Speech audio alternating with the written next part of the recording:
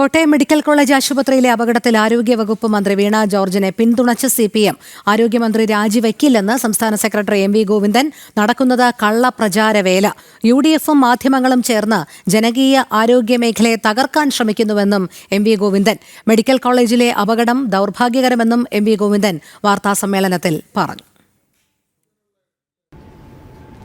മരണപ്പെട്ടുപോയ സ്ത്രീയുടെ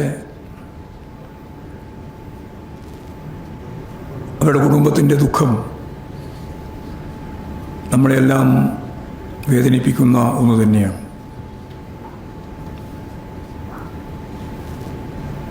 അവർക്ക് ആവശ്യമായ സഹായങ്ങൾ അടിയന്തരമായി സർക്കാർ